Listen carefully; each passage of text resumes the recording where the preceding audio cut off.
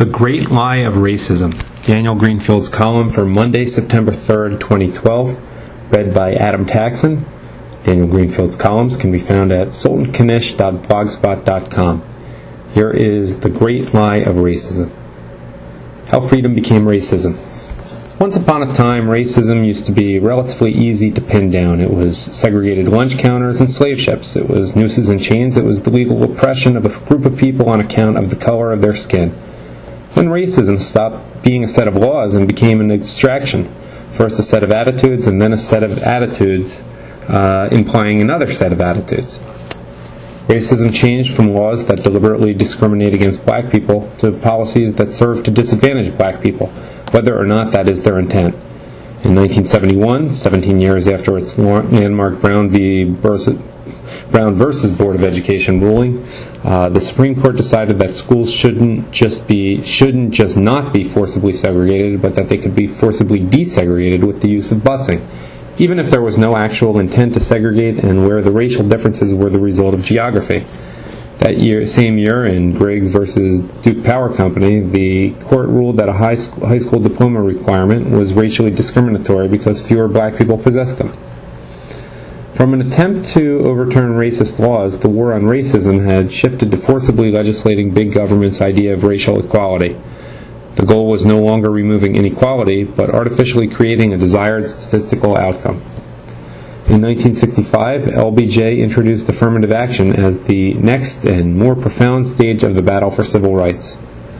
The new goal was not just equality as a right in the theory, but equality as a fact and as a result. And manufacturing equality first required manufacturing inequality to achieve a perfect balance. Equal opportunity in the free market was traded for an equal result in a planned racial economy, and it worked about as well as all planned economies do. In the process, racism was conflated with socialism. Principled civil rights objections to government laws were the new racism. Obstructing the unlimited power of the federal government had become the equivalent of bigotry. To truly support racial equality, one had to support racial inequality, and to show one's opposition to past government racial laws, one had to support the new government racial laws meant to redress those laws, even 60 years later. Racism had not only become an abstraction, it had become the abstraction of an abstraction, transcending race to fuse with attitudes toward government power, returning to the old Civil War Republican formula of federalism as anti-racism and states' rights as racism. 150 years after the Civil War, racism has become a formula fixed in a debate that went back to the battle between the Federalists and the Democrat-Republicans, right back to the Washington administration, and had nothing at all to do with race except as an incidental point in the debate about where the center of political power should rest. That formula is the one still being used to tar Republicans, who invented the formula of federalism as anti-racism. In 1872, Thomas Nash was smearing abolitionist Horace Greeley as a racist for resisting Grant's Republican federalism. In 2012, Nast's even nastier ideological descendants are treating any challenge to unlimited federal power from Republicans as a cross-burning on the White House lawn. If Nash was at least operating within a historical framework where federal power was used to restrain racial violence, 140 years later, those same attacks are the clothes of power worn over the frame of a naked cynicism. Obama is neither Grant nor Eisenhower. When he wields unlimited power, race is only there to disguise the power of the naked emperor and his naked empire. Throughout the 20th century, Democrats searched around for a compelling justification for seizing and wielding unlimited power the way that their Republican predecessors had. President Wilson did it in the name of a global crusade, imprisoning critics of his intervention in World War I. FDR did it in the name of an economic crisis and the underclass, even as he put his boot on small business and targeted Jewish and Italian immigrants for raids and show trials for economic crimes. But his Democratic successors zeroed in on race and made it their own, abusing power in the name of combating racism. Like Wilson, Obama abuses power in the name of wartime contingencies. Like FDR, he abuses power to combat an economic crisis. But mostly he uses the same excuse that his white predecessors used: race.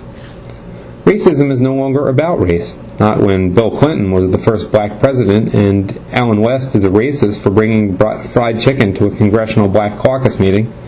Liberalism is the new race, and it is a category that transcends and encompasses race. Liberalism defines race, allowing white liberals to be defined as black and black conservatives to be defined as white. The rise in racism is nothing but a symbol now, but since most people still assume that racism means hating black people, rather than questioning government power, it helps to have a half-black man around as a symbol of why abuses of government power are justified for the greater good of race relations. Most people, black and white, don't understand the switch that has been pulled on them, or that the racism being talked about is not the kind that involves a white man hitting a black man, but a debate over unlimited political power between two political parties, both of whom have at one time eroded the state's part and emphasized the united part, with a variety of justifications, among them that of treating black people as wards of the federal government. Racism accusations are delivered by white people speaking on behalf of black people and black people speaking on behalf of white people for an agenda that is not about race but about power and wealth. These accusations have become increasingly ludicrous as they have become disconnected from actual racism and even from race. On MSNBC, Lawrence O'Donnell insisted that golfer is a racial stereotype, and Chris Matthews dubbed Chicago a racial code word. Besides the obvious display of hackery, the search for code words is a sign of how abstract racism has become. Racism is no longer a slur or a stereotype of a black man, but a criticism directed at a Democrat who happens to be black. The decline of racism and the unholy union of race and government has turned it into a wholly abstract thing that may still be nourished by fond memories of civil rights marches and opposition to the DAR, but actually means nothing at all. The language of racism no longer has a coherent grammar. Racial accusations are everywhere, but they no longer mean anything because they have lost even their most tenuous connections to race. Say any word often enough and it begins to lose its meaning. Look at it long enough and it begins to look misspelled.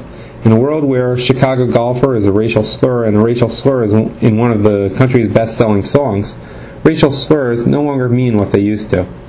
The national grammar of race has shifted, and white liberals talk incessantly about race. They have nothing to actually say about it. Racism, for the most part, was never really about race. It was about power. It was about power when slave votes and slave labor were being used to shift the balance of power. And it is about power when black votes and accusations of racism are used to shift the balance of power. And in one of history's greatest ironies that renders PBS piety so absurd, the same party was responsible for both sets of actions. The ideology, whether that of the permanent racial inferiority of black people of yesterday's Democratic Party, or the permanent social inferiority of black people in today's Democratic Party, was and is just the clothing that the naked emperor wears on his power trips. Racism still endures in the nooks and crannies of the country, but it isn't the kind of racism that's talked about in the news. It's the unextraordinary and unexceptional bigotry of small petty men of any color and creed, who practice their small mean-spirited acts outside the law. This is not the political racism that we talk about as a national phenomenon. That political racism is not about a man being beaten outside a bar. It's about the power of the bar's lawyers to wield unlimited authority in the name of a problem that can never go away, no matter how abstract it becomes, because they have turned it into the source of their power. Real racism is slowly dying out, but political racism can never go away. Instead, it is rediscovered in ordinary words, in golfer, and in Chicago. The more it declines, the more it emerges everywhere, in dog whistles and hidden codes that become more and more abstract until no one can find it anymore. The end.